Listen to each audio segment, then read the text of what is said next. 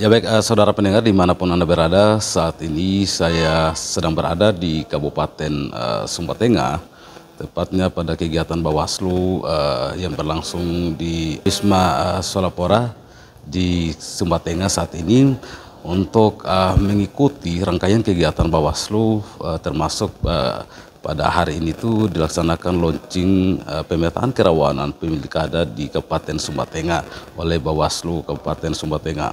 Dan saudara pendengar, kami ajak Anda untuk kemudian mendengarkan berbagai informasi-informasi terkait tentang kerawanan pemilu pemilihan kepala daerah di Sumba Tengah yang telah dipetakan oleh pihak Bawaslu dan apa yang menjadi indikator-indikator kerawanan itu sendiri oleh pihak Bawaslu dalam berbagai referensi yang kemudian itu menjadi alasan menganalisis berbagai kerawanan tadi.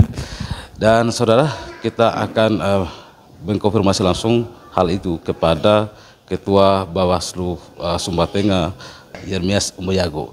Selamat siang Pak Ketua. Selamat siang.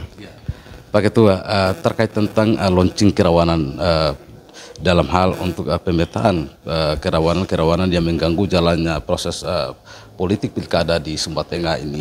Hari ini berlangsung launching pemetaan kerawanan oleh Bawaslu itu sendiri. Nah, melihat dari hal itu Pak Ketua, seperti apa sebenarnya potensi kerawanan yang terjadi di Kabupaten Sumba Tengah yang dapat mengganggu proses politik demokrasi pilkada yang akan berlangsung beberapa hari ke depannya? Ya, baik, terima kasih dari rekan media RRI. Pada prinsipnya sesuai dengan hasil pemetaan kami, ada 9 potensi kerawanan yang akan terjadi nanti di pemilihan akan datang. Yang pertama itu soal daftar pemilih. Nah, daftar pemilih ini di mana ada yang sudah cukup 17 tahun, dalam hal ini pemilih pemula, tapi belum terakomodir di daftar pemilih. Nah, ini salah satu potensi kerawanan juga. Terus yang kedua berkaitan dengan potensi kerawanan lainnya, soal ada juga yang sudah tidak memenuhi syarat situ, tapi masih terdaftar di daftar pemilih. Nah, contoh yang meninggal, karena salah satu syarat sekarang di pemilihan kali ini, khusus untuk yang meninggal ini harus dulu keluarkan akta kematian, baru bisa dikeluarkan dari daftar pemilih. Tapi yang terjadi hari ini ada begitu banyak masyarakat setelah keluarganya meninggal, mereka tidak sempat berproses terkait dengan pengurusan akta kematian. Sehingga dalam hal proses pencoklitan kemarin, masih ada juga nama-nama yang sudah meninggal, masih terdaftar di DPT. Itu salah satu potensi kerawanan. Terus yang kedua, kita berefleksi di kejadian yang lalu itu di Desa Oleati di Wiluri, ada salah satu warga yang sudah meninggal tapi dimaksimalkan dipakai surat suaranya untuk mencoblos. Nah, sehingga terjadi PSU. Nah, ini yang kita coba untuk pikirkan kemarin agar masyarakat Sumba Tengah juga sebenarnya lewat kegiatan seperti ini tadi, kegiatan partisipatif, juga nanti lewat kegiatan-kegiatan lainnya dalam hal ini forum warga, kita datangi masyarakat untuk apa? Untuk memastikan warga masyarakat Sumba Tengah tidak ada lagi yang tidak terdaftar di DPT. Juga yang sudah meninggal kalau bisa berproses surat kematian, surat akta kematiannya di Disdut Capil. Supaya apa? Supaya nanti teman-teman KPU mengeluarkan itu dari daftar pemilih. Itu yang pertama. Yang kedua, soal potensi kerawanan lain terkait dengan pada tanggal 27 November akan datang ini. Nah, kita kan di wilayah timur ini, terutama di Sumba ini, ada potensi hujan. Nah, ini salah satu potensi kalau sudah kondisi cuaca sangat rentan di Sumba Tengah, tentunya dalam hal pendompringan surat suara, macam kemarin di pemilu, kita bisa lihat ada tenda-tenda TPS yang jebol. Nah, ini yang kita harus perlu juga nanti untuk akali keterkaitan dengan soal cuaca yang tidak bisa kita kendalikan gitu, karena di November itu sudah masuk musim hujan. Terus di sisi yang lain, selain yang 9 poin tadi itu, kami coba rangkum lagi yang ditetapkan indikator oleh Bawaslu ini. Kami coba untuk bikin pemetaan secara mandiri dalam hal ini terkait dengan soal netralitas ASN. Netralitas ASN kita tahu bersama bahwa di Sumba Tengah ini hampir sebagian besar itu kita amati yang kemarin peran-peran ASN ini cukup tinggi.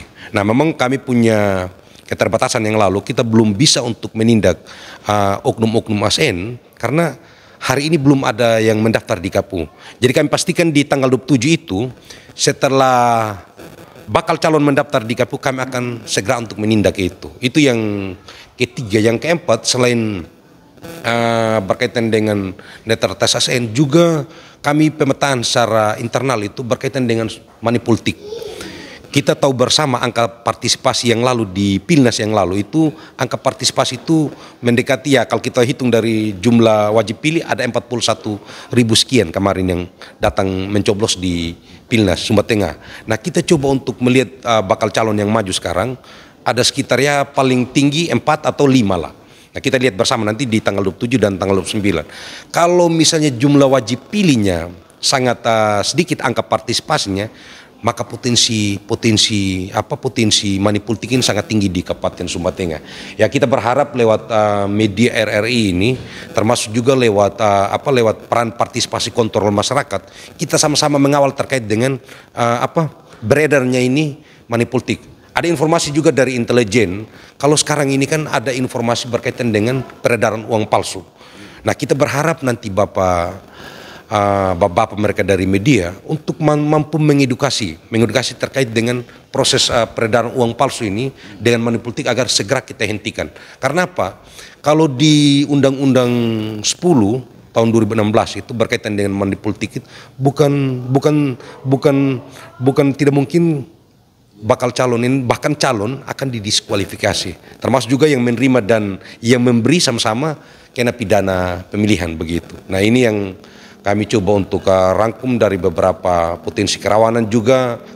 Kami harap betul selain netralitas dari ASN juga kita bisa lihat nanti dari netralitas aparat-aparat desa, kepala desa.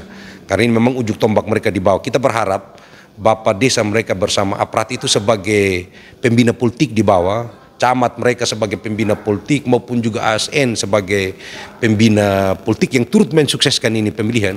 Kita berharap netralitas itu harus tetap terjaga. Juga begitu di aras TNI Polri. Kita berharap dengan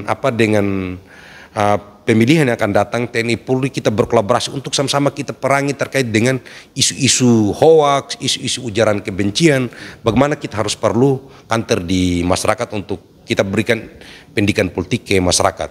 Itu beberapa hal yang kami coba. Sebenarnya ada 9 poin besar tadi yang sudah disampaikan, juga berkaitan dengan selain itu intimidasi terhadap penyelenggara.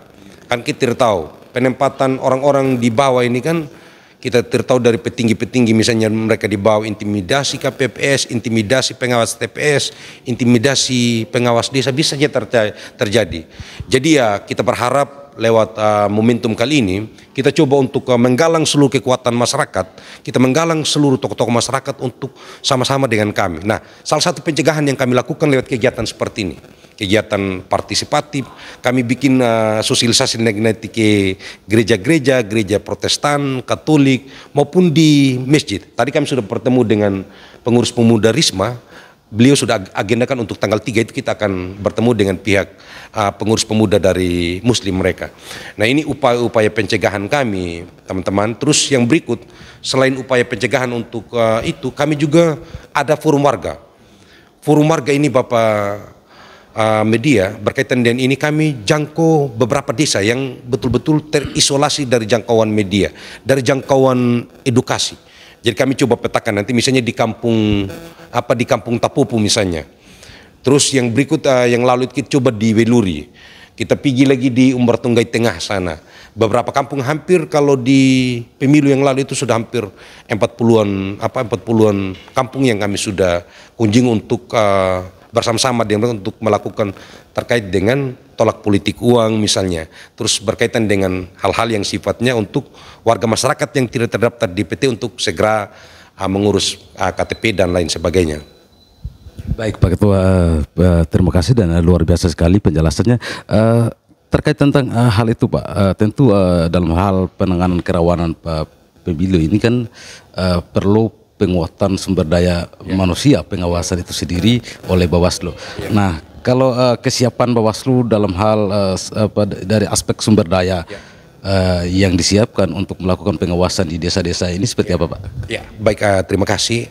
Kami punya personil ada di tingkat kecamatan sampai dengan 65 desa, ada PKD di situ, pengawas desa. Nah, dalam waktu dekat juga ini minggu depan, teman-teman di kecamatan akan mengundang seluruh kepala desa, termasuk tokoh-tokoh masyarakat di tingkat tingkat kecamatan yang ada di desa. Untuk apa? Untuk melakukan edukasi-edukasi yang berkaitan dengan larangan-larangan dalam hal pemilihan akan datang. Itu yang pertama. Yang kedua, untuk apa? Terkait dengan substansi kegiatan partisipasi di tingkat kecamatan dan desa. Nah, para tamu undangan yang hadir nanti di kecamatan minimal mereka menjadi menjadi virus terkait dengan perpanjangan informasi lah untuk mereka, minimal di keluarga kita yang paling terdekat lah. Keluarga misalnya ada sementara duduk kunjungan misalnya atau acara-acara adat misalnya, dari satu ke satu misalnya isu bersama kita soal DPT misalnya kita sampaikan. Begitu juga soal tolak money politik uang, begitu juga soal peredaran uang palsu. Nah, ini yang kita coba optimalkan. Soal komposisi kami di kecamatan dengan PKD, mereka siap untuk mengawal terkait dengan, hanya memang proses ini kan sekarang kita belum tahu calon kita ada berapa yang pasti. Setelah tanggal 27 nanti sampai dengan tanggal 29 kita sudah tahu persis berapa bakal calon ini yang mendaftar. Pemetaan terkait dengan potensi kerawanan itu karena akan berdampak. Misalnya calon dari Anak Halang berapa, calon dari Mamboro berapa, calon dari Umber Tonggai Tengah berapa, calon dari Umber Tonggai Barat. Kita lihat nanti dari sisi sosiologis politiknya dia. Itu yang kita coba untuk petakan bersama dengan rekan-rekan di Panwascam untuk melakukan kegiatan partisipatif juga di tingkat kecamatan. Kemungkinan kalau misalnya macam Umber Tenggai Barat ini, hari Senin ini mereka sudah laksanakan juga untuk kegiatan mengundang seluruh kepala desa yang ada di tingkat kecamatan. Ya. Baik, Pak Ketua. Pak Ketua, terkait tentang kerawanan ini, selama tahapan proses pemilu ini, pemilihan kepala daerah yang berlangsung di Sumba Tengah yang dilangsungkan oleh pihak penyelenggara dari KPU ini, apakah ada temuan-temuan dari Bawaslu terkait tentang pelanggaran-pelanggaran daripada hal-hal teknis sesuai dengan tahapan yang berlangsung? Ya, berkaitan dengan itu kan ada dua agenda kemarin yang beririsan. Yang pertama itu soal bakal calon persorangan, terus yang kedua soal pemutaran data pemilih. Nah, kalau dari temuan berkaitan dengan calon persorangan hampir dipastikan tidak ada lah, karena kemarin berjalan dengan lancar dan aman-aman saja. Nah, yang kami coba untuk teliti kemarin terkait dengan hasil pengawasan daftar pemilih soal hasil coklit. Nah, kami juga jujur sekarang kan ada dua pendekatan di Perbawaslu 6 itu kan berkaitan dengan ada rekomendasi secara lisan dan rekomendasi secara tertulis. Nah, itu yang kami upayakan kemarin bersama dengan Pak Kurdip selaku PSI untuk langsung merekomendasikan ke KPU apa-apa saja yang kami temukan di lapangan, yang teman-teman PKD temukan dan teman-teman Panwascam temukan. Ya, kalau kita mau lihat kemarin ada sekitar berapa Pak Kurdip ya? Ya, sekitar belasan lah yang hasil rekomendasi kami hasil temuannya Bawaslu untuk disampaikan ke KPU, dan KPU juga sudah menerima itu untuk diperbaiki nanti. Karena proses DPT ini supaya kawan-kawan ikuti ini kan dia tidak statis begitu, dia terus bergerak. Dia tidak sampai dengan hari pelaksanaan pemilu. Jadi ini sekarang kan BNM BAD sudah ditempel di masing-masing desa, tempat-tempat strategis. Untuk apa? Untuk masyarakat melihat mereka punya nama di situ. Yang tentunya nanti kalau dari situ dia berkonsekuensi juga terhadap pencetakan surat suara. Nah, ini beberapa hal yang kami coba di dua tahapan. Memang selain itu kemarin itu kan di calon persorangan itu soal kekurangan surat suara, kekurangan jumlah dukungan yang lalu. Tapi kan di tahapan perbaikan itu setelah keluar itu PKPU 8, kalau saya tidak salah ya, PKPU 8 akhirnya mempermudah teman-teman di bakal calon untuk menggantikan jumlah dukungan yang kurang, terutama jumlah dukungan KTP, dan sudah ready semua kemarin. Baik, Pak Ketua. Terakhir Pak Ketua, himbauan Bawaslu Sumba Tengah dan ajakan kepada seluruh masyarakat Sumba Tengah agar dapat menjaga kondisivitas proses demokrasi pemilihan kepala daerah di Sumba Tengah ini dapat berjalan baik. Ya. Kami berharap untuk warga masyarakat Sumba Tengah di pilkada kali ini kolaborasi itu menjadi penting. Tadi kami sudah undang dari pihak TNI Polri, kepolisian, tokoh masyarakat, tokoh agama, terus dari organisasi-organisasi kepemudaan, dari perwakilan dari Paguyuban Bali, Paguyuban Jawa, juga dari Paguyuban Flores, dan banyaklah yang kami hadiri tadi, yang kami undang untuk mereka hadiri di sini. Tentunya dalam hal mensukseskan ini pilkada di Kabupaten Sumba Tengah dibutuhkan dibutuhkan internalisasi konfirmasi yang terjadi, karena kami berharap di tingkat kecamatan dan desa itu komunikasi dua arah harus tetap terbangun. Contoh dua arah yang saya maksudkan, ada temuan misalnya masyarakat, karena contoh kasus satu PKD misalnya di desa A, dia tidak menjangkau semua orang ini. Nah, lewat peran partisipasi dari masyarakat ini, mereka menginformasikan hal-hal yang berkaitan dengan larangan, dalam hal larangan kampanye, dalam hal larangan nanti yang berkaitan dengan money politik uang. Masyarakat datang ke pengawas desa kami, atau dari kecamatan sampaikan ke tingkat kecamatan. Supaya apa? Supaya kesuksesan pilkada kali ini menjadi nyata di Kabupaten Sumba Tengah. Kami juga antara dua penyelenggara ini, KPU dan Bawaslu, tidak mengklaim diri bahwa suksesnya pilkada ini atas suksesnya penyelenggara, tidak.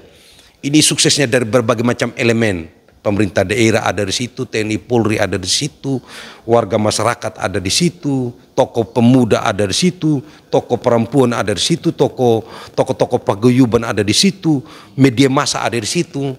Jadi kalau semua berperan di pilkada yang akan datang, kita ini kan 6 kecamatan saja. Ya, kalau kita sama-sama keroyok ini soal memberikan edukasi pendidikan politik ke masyarakat tanpa harus saling menyerang di media sosial, saya kira jadi ini. Jadi kita impikan untuk peran nanti untuk pilkada yang bagus, pilkada yang baik yang kita harapkan bersama bisa terwujud di Kabupaten Sumba Tengah. Saya kira itu lewat momentum kali ini kami mengajak masyarakat untuk sama-sama berpartisipasi, untuk sama-sama mengawal terkait dengan proses pemilihan yang akan terjadi di 27 yang akan datang. Baik, terima kasih Pak Ketua Bawaslu atas konfirmasinya terkait tentang bagaimana pemetaan kerawanan pemilih kada di Sumba Tengah, di mana saat ini pihak penyelenggara kita tahu bersama bahwa sudah melangsungkan beberapa tahapan dan beberapa waktu ke depannya akan berlangsung tahapan pendaftaran para bakal calon bupati dan wakil bupati di setiap kabupaten kota yang melaksanakan pemilihan. Dan saudara pendengar, seperti apa tadi yang sudah disampaikan oleh Ketua Bawaslu Kabupaten Sumba Tengah terkait tentang berbagai potensi kerawanan yang kemungkinan akan terjadi. Ya sudah beliau mengajak untuk kita mengikuti dan berpartisipasi aktif dalam hal membantu mengawasi pelaksanaan proses pilkada yang berlangsung di berbagai wilayah, khususnya di Kabupaten Sumba Tengah. Demikian informasi yang dapat kami hadirkan dari Bawaslu Sumba Tengah. Saya Jirlende bersama narasumber saya, mohon pamit dari hadapan Anda. Selamat datang di era digital baru. RRI News kini hadir di genggaman Anda dengan aplikasi mobile terbaru. Temukan berita online terkini, cepat, dan terpercaya langsung dari perangkat Anda dengan fitur pembaruan berita real time dari aplikasi mobile RRI News. Anda tak akan pernah ketinggalan informasi. Nikmati kemudahan akses berita nasional dan internasional, berita terpopuler, dan video berita terbaru kapan saja dan di mana saja. Dilengkapi dengan teknologi terkini, aplikasi mobile RRI News memberikan pengalaman membaca yang lebih baik. Dapatkan notifikasi berita penting langsung di layar ponsel Anda. Jelajahi kategori berita yang Anda minati, mulai dari politik, ekonomi, budaya, hingga olahraga. Anda juga bisa berbagi berita penting kepada teman dan keluarga melalui media sosial dan aplikasi pesan, menjaga Anda tetap terhubung dengan dunia di sekitar Anda. Memiliki jaringan lebih dari 80 microsite tersebar dari Sabang sampai Merauke, serta memiliki tren pembaca yang semakin meningkat. RRI News menghadirkan liputan berita terlengkap dan terkini dari seluruh Indonesia. Unduh sekarang di Google Play dan App Store aplikasi mobile RRI News, membawa dunia ke dalam genggaman Anda. Aplikasi mobile RRI News, berita terkini dan terpercaya dalam genggaman Anda.